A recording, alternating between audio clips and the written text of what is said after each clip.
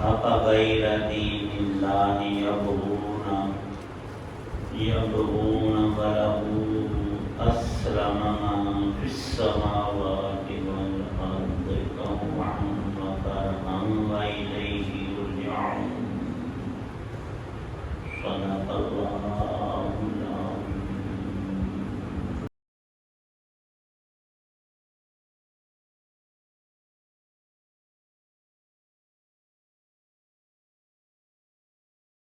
اب کیا یہ لوگ اللہ کے دین کے علاوہ کسی اور دین کی تلاش میں ہیں، حالانکہ آسمانوں اور زمین میں جتنی مخلوقات ہیں ان سب نے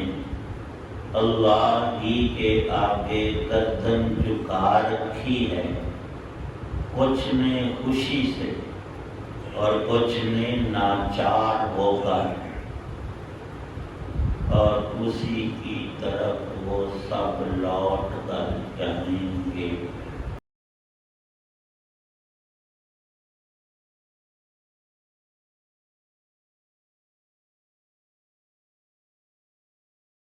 سورہ آل عمران کی آیت 83 ہے، 83۔ قرآن پاک کی شانیں بہت ہی بلند و بالا ہیں۔ کسی شخص کی عظمت کا اندازہ لگانے کے لیے اس کی بات، اس کا وزن، اس کے قول کو دیکھا جاتا ہے۔ یہ اللہ کا کلام ہے، اس سے خدائے پاک کی عظمتیں، اس کی شانیں، بڑائیاں، کبریائی، اس کی بے پناہ طاقت اور قدرت مطلقہ سب چیزوں پر چھائی ہوئی، وہ طاقت جس کا انکار ممکن ہی نہیں، اس ذات کا انکار کرنا جہان کی سب سے بڑی بے وقوفی، بے عقلی اور نادانی، اس کے سوا کیا کہا جائے۔ اللہ تعالی شانہ نے اپنی ذات بابرکات، شان وحدانیت، الوہیت، مالکیت اور خالقیت کا بیان فرمایا، پھر ان ہیرے اور جواہرات کے حصول کا واحد ایک ہی راستہ اور ذریعہ ہے، اس کو ذکر کیا۔ توحید کے بعد نبوت اور رسالت کا بیان قرآن پاک میں جا بجا مذکور ہوا ہے۔ اس آیت پاک میں ایک ہی آیت پر غور کیا جائے تو دل چاہتا ہے بس زندگی اسی میں صرف ہو جائے۔ رسول پاک صلی اللہ علیہ وسلم رات کو بہت کثرت سے نماز لمبی اور اس میں قیام بہت ہی لمبا، اور اس میں قرآن پاک کی بڑی تلاوت فرماتے تھے۔ اکثر معمول یہ تھا، اور کبھی سردیوں کی راتوں میں 1 2 نہیں 3 4 5 پارے بھی پڑھتے تھے نماز کے اندر۔ اور آپ کے پڑھنے کی کیفیات اگر اس کا ہمیں ایک شمع، ایک کرن، ایک ذرہ مل جائے تو پھر ایمان کی لذت اور بہار کو دیکھ کر دنیا کی باقی سب نعمتیں ہیج اور ہیج در ہیج ہو جائیں۔ ایک رات رسول پاک صلی اللہ علیہ وسلم نے تلاوت میں ایک آیت پڑھی، پھر اس پر رک گئے، پھر بڑا ہی وقت اس کو دہراتے رہے، یوں کہیں کہ رات اسی پر پڑھ پڑھ کر گزار دی۔ ان تعذبہم فإنہم عبادک، فکر کس کی تھی؟ میں نے کل عرض کیا تھا کہ رسول پاک صلی اللہ علیہ وسلم کو اللہ پاک نے یہ پیش کیا، فرشتہ بھیجا ہمارے محبوب کو، کہتے ہیں کہ اگر آپ چاہیں تو آپ کی ذات کے لیے مکے کے سارے پہاڑوں کو سونا بنا دے گا، اور آپ جیسے چاہیں تصرف، اور بادشاہ کیا ہوتے ہیں، شہنشاہی زندگی آپ گزاریں اور سہولت مہیا کریں، بہترین محلات، باغات، ملک و مال ڈھیر، اور پھر نبیوں کا حساب کوئی نہیں۔ ہمارا تو ایک ایک قول، ایک ایک فعل کا، ایک ایک سانس کا رب نے حساب لینا ہے، اور ہم سے زندگی کیسے گزارتے ہیں؟ جیسے ایک شخص کی گائے یا بھینس ہے، اس نے اسے چارہ ڈالا، دودھ نکالا، بھینس کو کیا فکر ہے، نہ اگلی نہ پچھلی۔ یہ تو جانوروں جیسی زندگی ہے۔ نبیوں کی شان دیکھی جائے کہ اللہ نے ان سے حساب ختم فرما دیا، نبیوں کا کوئی حساب نہیں قیامت۔ تو آپ فرما دیتے ٹھیک ہے، منظور نہیں کیا، کیوں؟ امت گمراہ نہ ہو جائے۔ اور آپ کے ہر طرز امت کی فکر، جب یہ رات کو نماز میں نفلوں میں عید پڑھ رہے تھے، آپ غور فرمائیں، ان تعذبہم فإنہم عبادک، قیامت میں اللہ پاک المسیح عیسیٰ ابن مریم، حضرت عیسیٰ جس کو عیسائی یسوع کہتے ہیں، یسوع مسیح، ان سے اللہ پاک پوچھیں گے کہ اے میرے بندے، سارے نبی عبداللہ، اللہ کے بندے ہیں، ان میں کوئی رب کا بیٹا، اور کائنات میں یہ وصف مخلوق کا ہے، رابع سے پاک ہے، لم یلد ولم یولد۔ اللہ پاک فرمائیں گے اے عیسیٰ، تو نے ان عیسائیوں کو کہا تھا کہ مجھے رب کہو اور رب مانو، اور اللہ کو بھی پوجو اور میں بھی رب ہوں، یا میں رب کا بیٹا ہوں، تو نے ان کو یہ شرک سکھایا تھا۔ وہ کہیں گے توبہ توبہ توبہ،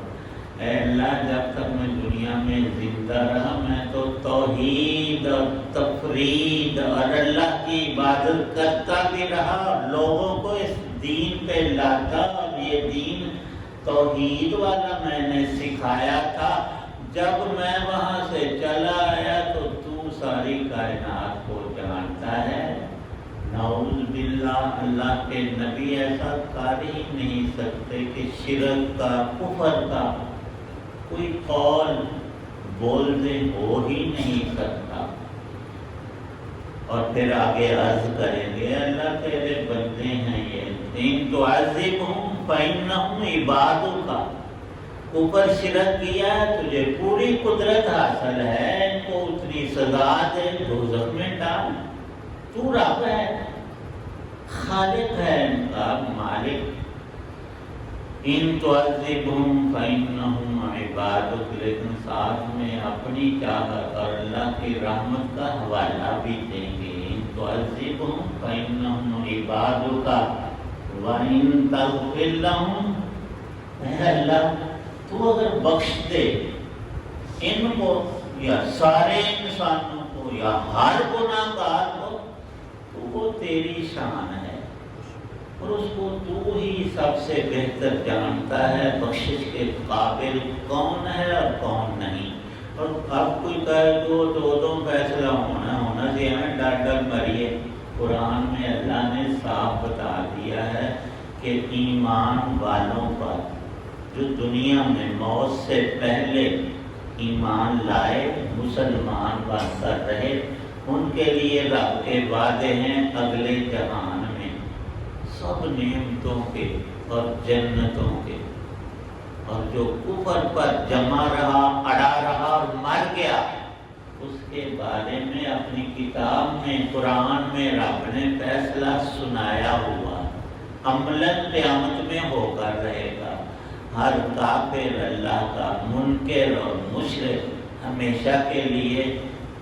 رب کا فیصلہ ہے کہ دوزخ کی آگ میں جلے گا۔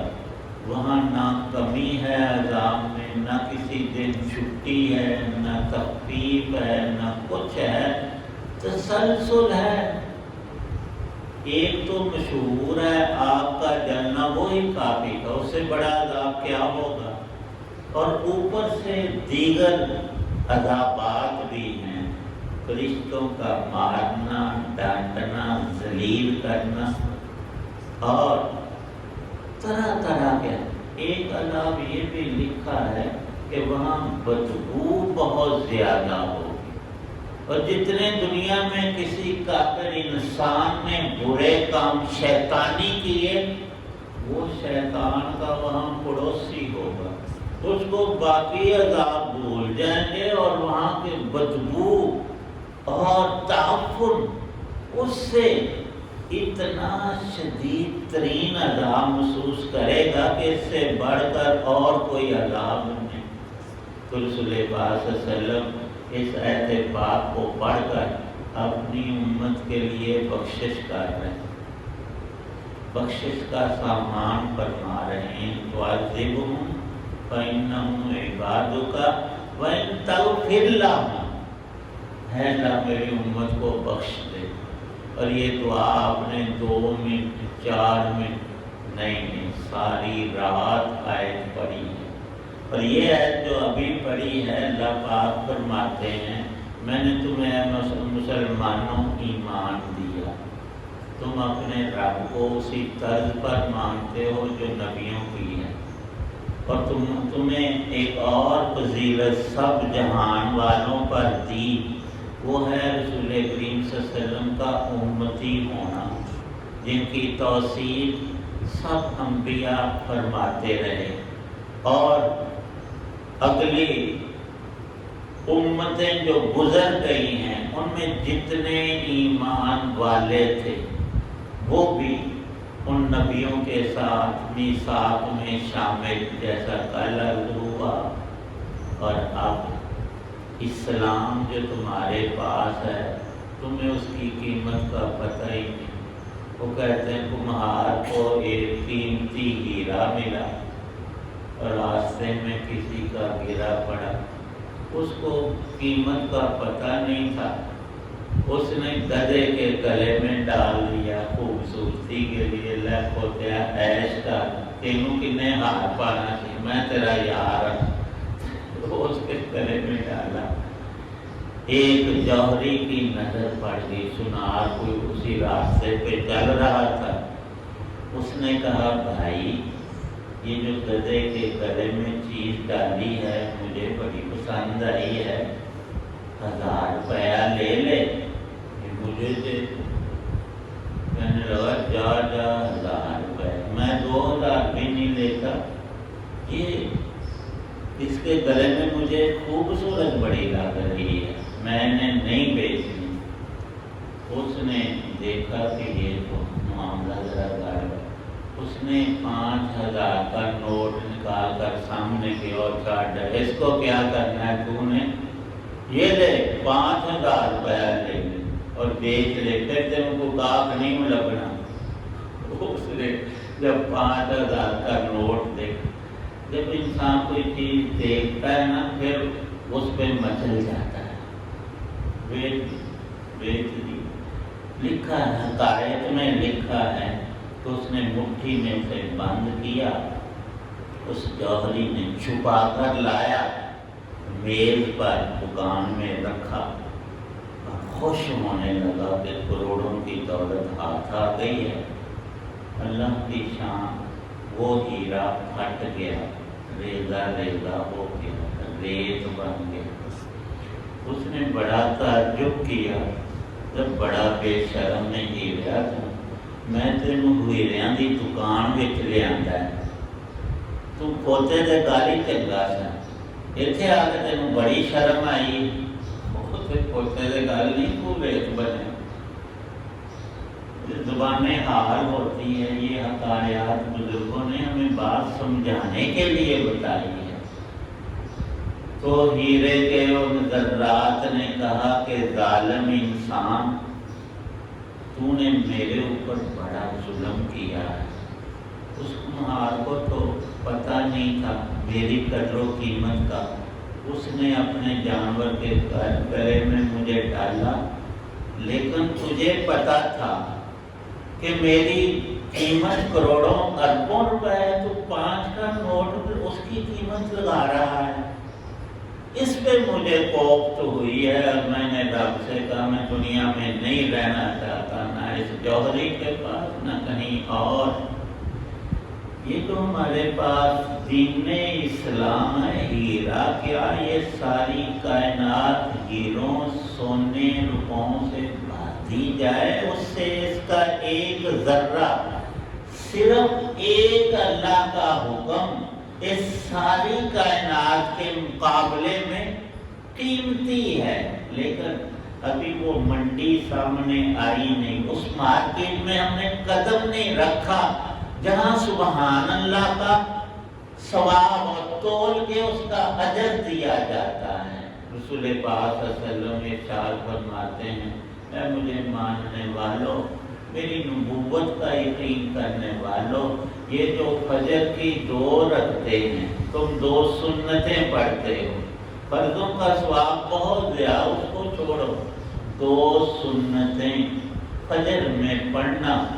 پوری کائنات کی سب دولتوں خزانوں اور قیمتی چیزوں سے عند اللہ بڑھ کر ہیں جب تم نے 2 سنتیں پڑھی ہیں تو اتنا بڑا خزانہ تمہیں اللہ قیامت میں عطا کریں گے اس لیے لکھا ہے کہ مسلمان کو ہر نیکی کی بالخصوص نماز اور اس کے ہر رکوع اور سجدے اور اس کی ہر تسبیح کی قدر ہونی چاہیے یہ نہیں کہ ہم نماز پڑھ رہے ہیں دماغ ہمارا کہاں کا کہاں پھیر رہا ہے دوسری بات اللہ پاک نے اس آیت میں اپنے احکامات اور عظمت کی یہ بیان کی ہے میرے حکم ہیں 2 طرح ایک ہے تشریعی دوسرے ہیں تکوینی تشریعی حکموں کو شریعت کے حکموں کو پورا کرتے ہیں مسلمان جنہوں نے اختیار کیا اسلام وہ انسان بھی ہیں اور جنات بھی ہیں اور مکلف مخلوقیں یہی ہیں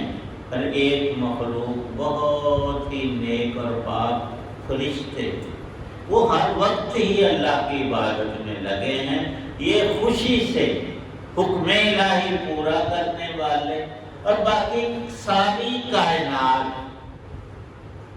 وہ بھی اللہ کے حکم کے تحت میں چل رہی ہے ان کا دل چاہے تب بھی نہ چاہے تب بھی نہ چاہے میں ایک چھوٹی سی مثال لکھی ہے آگے بات لمبی ہے کل پھر یہی آیت انشاءاللہ پڑھیں گے وہ بات کیا ہے تکوینی احکام میں ناچار جو فرمایا چاروں ناچار رب کے وہ فیصلے اور احکامات جو ہر حال میں لاگو ہو جاتے انسان ہے ایک بندہ ہے وہ کبھی نہیں چاہتا میں بیمار ہوں بیماری آتی ہے یا نہیں ہمارا اپنا ذاتی وہ کیسے آئی وہ حکم تکوینی جس کو تسخیر کہتے ہیں مسخر ہے ساری کائنات اور ایک ایک ذرہ اللہ کے حکم کا اب بندہ چاہے وہ مسلمان تھا غیر مسلم تھا جوان تھا بڈھا تھا اللہ کا حکم لگ گیا اس نے 3 دن بیمار رہنا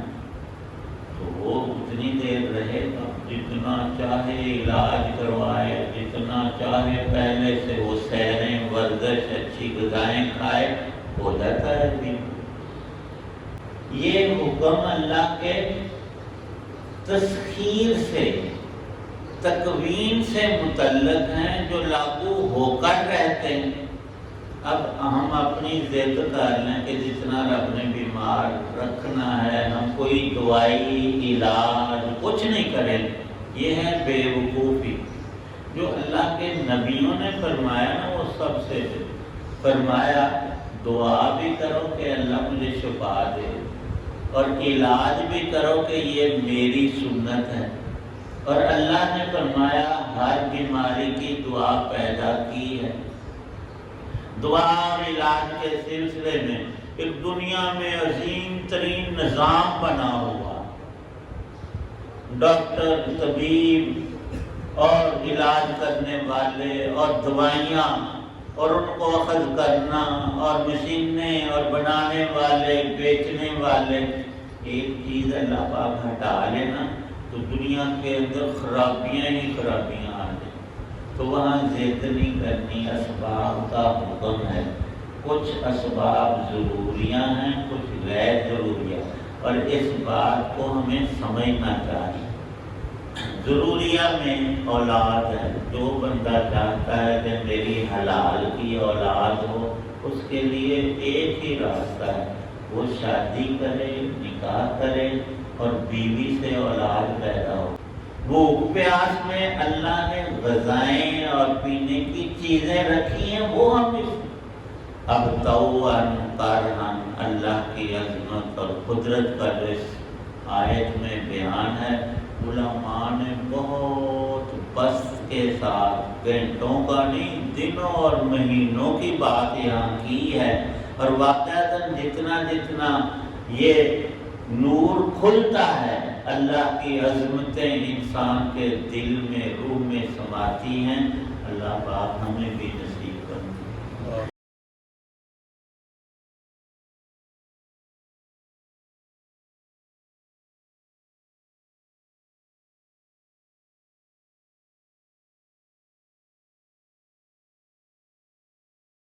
الحمدللہ رب العالمین، والصلاة والسلام علی رسولہ النبی الکریم۔ اللہم صلی علی سیدنا محمد وآلہ بقدر حسنہ و جمالہ۔ ربنا اغفر لی ولوالدی وللمؤمنین یوم یقوم الحساب۔ اللہم اجرنا من النار وادخلنا الجنۃ مع الابرار۔ بیماروں کے لیے دعا فرمائے، اللہ سب مریضوں کو شفا کاملہ، روحانی جسمانی امراض سے ہمیں شفا اور حفاظت نصیب فرما۔ یا اللہ پاک ہماری جتنی دینی دنیاوی پریشانیاں ہیں ان کو دور کر دو، خوشیاں، نعمتیں، آسانیاں، رزق حلال، نیک اولاد، دین دنیا کی خیر بلائی، آخرت کی کامل نجات اور جنت الفردوس نصیب فرمانا۔ صلی اللہ تعالی علی محمد وعلی آلہ وصحبہ